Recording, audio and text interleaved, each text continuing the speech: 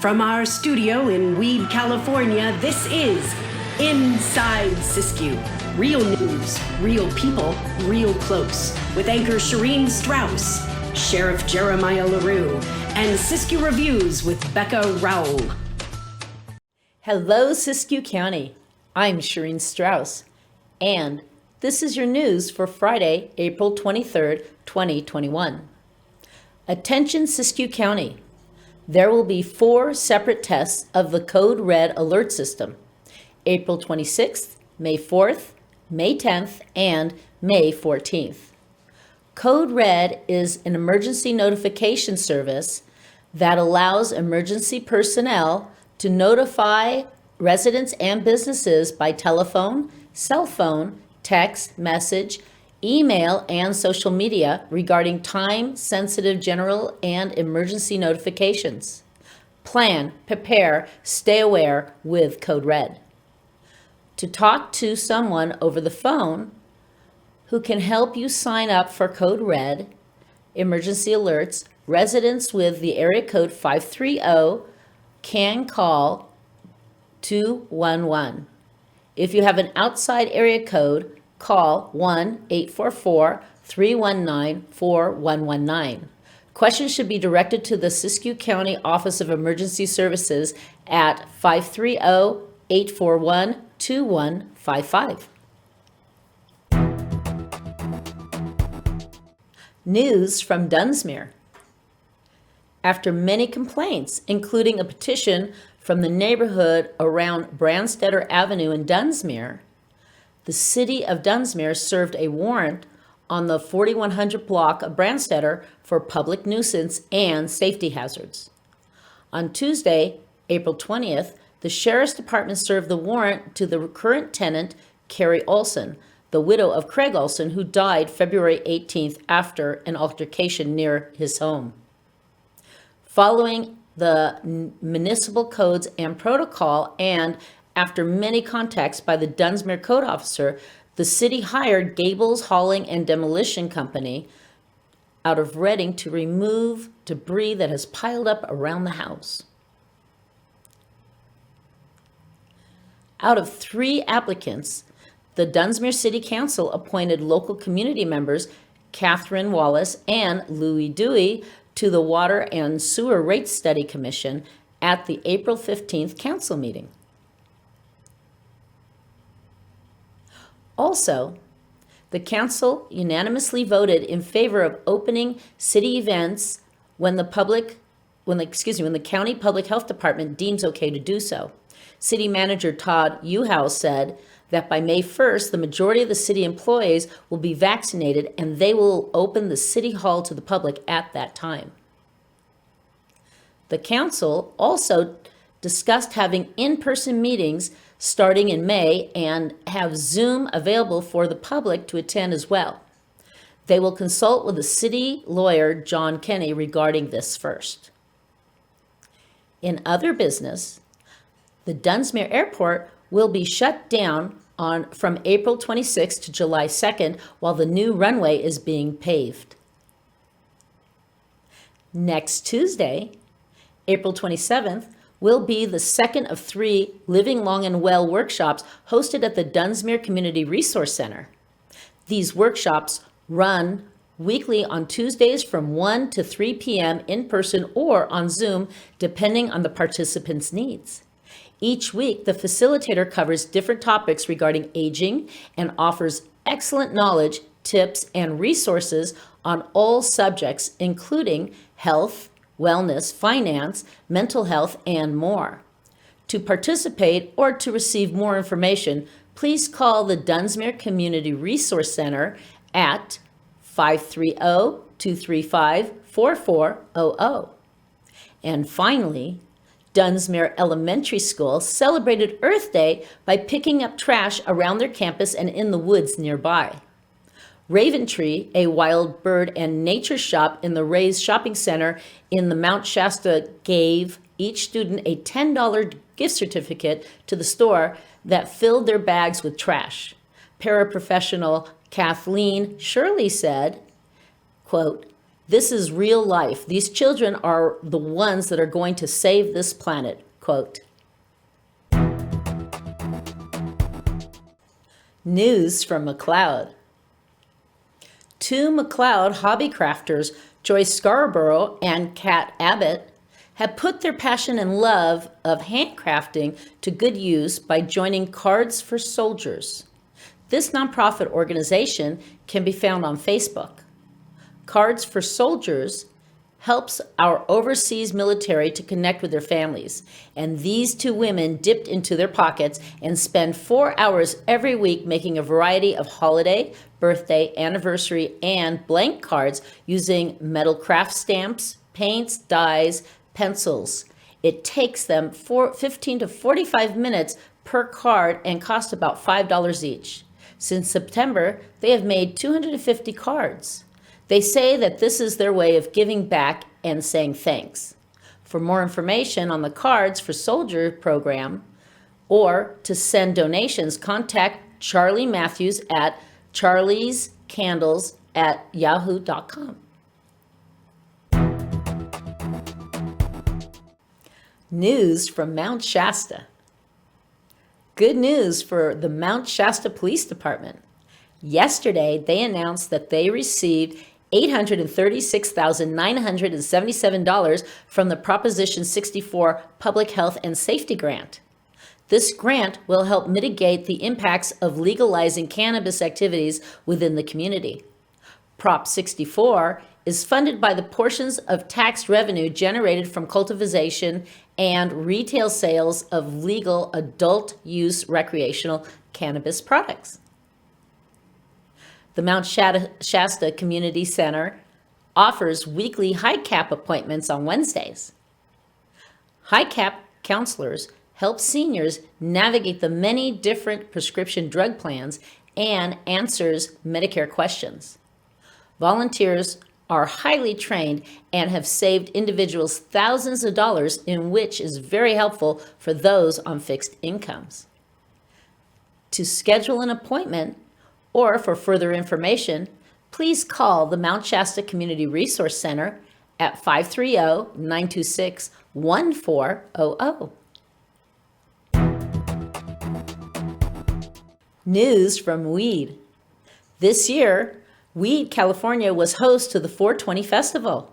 Since the penal code for cannabis is 420, April 20th became the day to celebrate. Hosted by the Weed Chamber of Commerce in tandem with La Florista and Perfect Union, the two legal dispensaries located across the street from each other in downtown Weed, the 420 Festival celebrated with street vendors, promotions, marijuana education, and products, as well as live music and drawings, was a huge success, drawing in hundreds of people from around the county. In other news, as the city is working towards upgrading downtown Weed with the blight of its many vacant buildings, the Weed Police Department is also dealing with the homeless that break into these unoccupied buildings. Throughout the years, due to negligent building owners, many of the dwellings have been boarded up and secured against vagrants, with postings forbidding people to enter. The Weed PD have been seen regularly checking vacant buildings in the mornings. The city and county services now pays a local hotel to house the homeless. St. Vincent de Paul is helping to look into long-term solutions. Regardless, this week, the Weed PD found another squatter in an empty building. They notified the building owner and have secured the building on the 200 block of Main Street. Also, the playroom at the Family and Community Resource Center of Weed is available for single-family use at this time. To schedule use of the facilities, please call ahead at 530-938-9914. Get your little ones out of the house and receive a free activity kit and books. The center has many resources to help your child get ready for kindergarten and can be a great way to see what other services are available in Siskiyou County for your family. News from Montague. Fire agencies from across Siskiyou County and beyond gathered in Montague last Saturday in a procession paying tribute to Morgan Sisk, a firefighter and lifelong Siskiyou County resident who died in a car accident near Montague in the early hours of April 4th. 2 ladder trucks lifted their extended ladders to cross over the street and display the United States flag as the procession went from the Grenada Community Church to the Little Shasta Cemetery. Rest in peace, Morgan.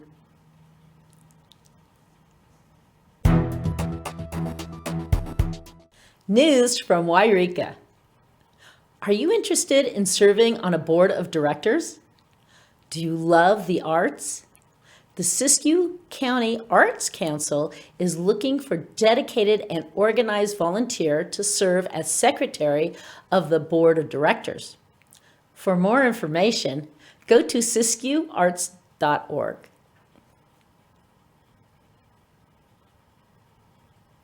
Mayday, Mayday!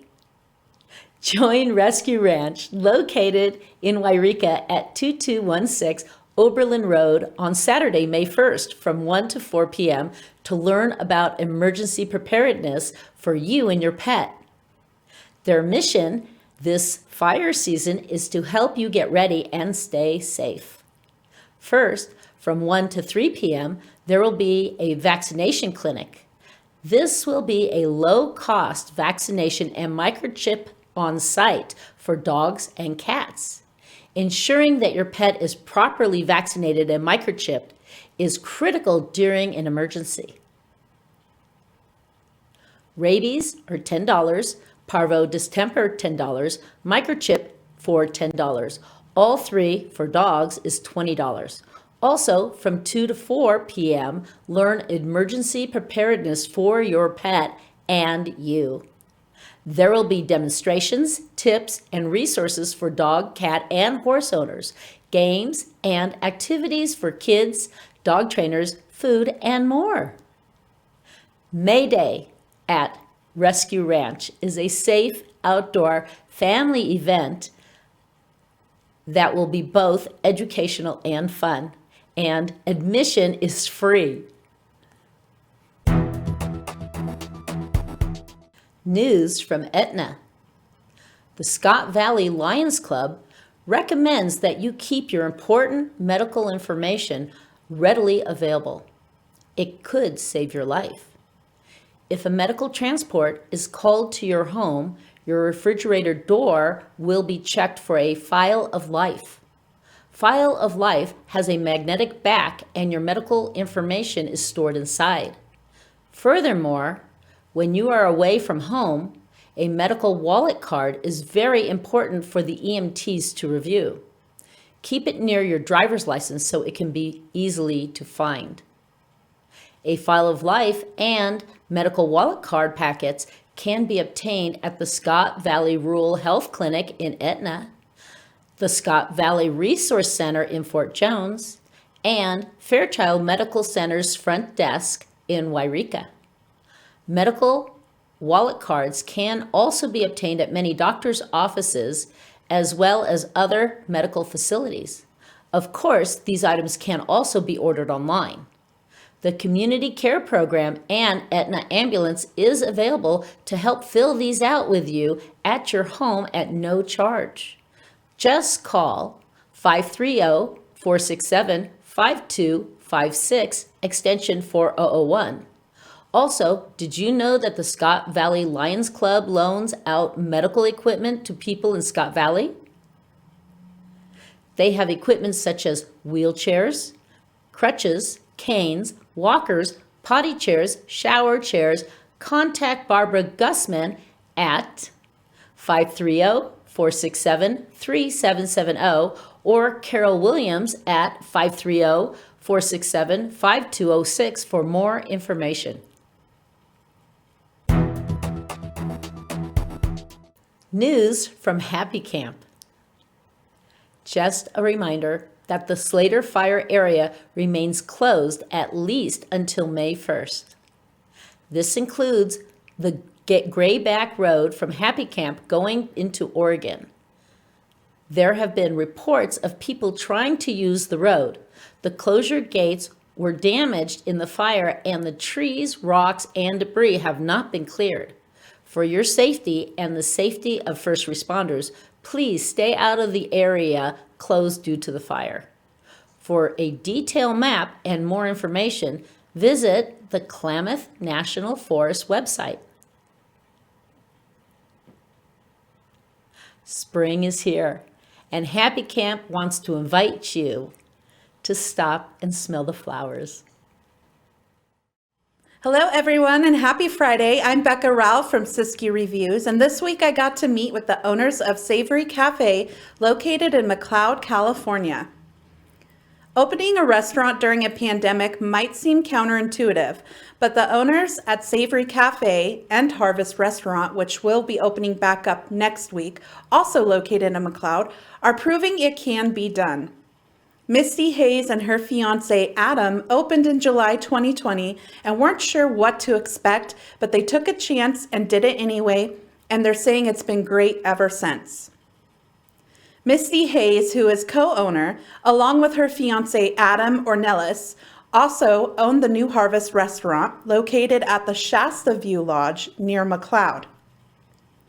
Adam, who is also the chef for both Harvest and Savory Cafe, has trained in kitchens and from New Orleans and to Dallas under the apprenticeship of Almir Dafonska of the Culinary Institute of America. Misty grew up in McLeod and says the restaurant fell into her lap when her mother-in-law had said, "Hey, I heard the lodge is open." So they went up there and they fell in love with the place where the restaurant is located. It has a fantastic view of Mount Shasta and is actually the only restaurant and hotel in town that has a view of the mountain like they do. So if you're dining on the back patio, you can take in an amazing view of the mountain while eating some of the chef's specialties and delicious fresh meals, while the restaurant is ran separately from the cafe, being that it is only open seasonally. The cafe is open year-round, and if owning two locations wasn't busy enough, the two of them are now adding a third location in McLeod that will feature a wine, cheese, and tapas bar along with sushi. They're calling this place Bella Vita, so McLeod is getting a ton of diversity from the variety of foods being offered from these two. So I'll definitely have to return to McLeod soon to check them out at Bella when they open in May, which will be right across the street from the cafe in the McLeod Mercantile. Today, I got to sample a great white chocolate mocha that is brewed from Stumptown coffee beans, their infamous espresso machine, and operated by their star barista, Morgan Miller of McLeod. Morgan showed me what he loves about his job at the cafe and expressed to me how much he enjoys serving the patrons of McLeod high-quality coffee and espresso, along with all of Misty's tasty baked goods made from scratch, including fresh brownies, cinnamon roll bread pudding, and macaroons, to name a few. I also got to enjoy a couple of Adam's famous carne asada tacos, and those were so good. I had plans to take one home, and it did not make it there. I had to eat both, and I'm not even ashamed to admit it. I got to see their spin on avocado toast, and it was far from ordinary with its bacon and egg added along with fresh tomatoes and spinach and a sriracha mayo drizzle. Also, their breakfast sandwiches looked amazing too, as they were also being ordered out as I was there for some customers visiting the cafe.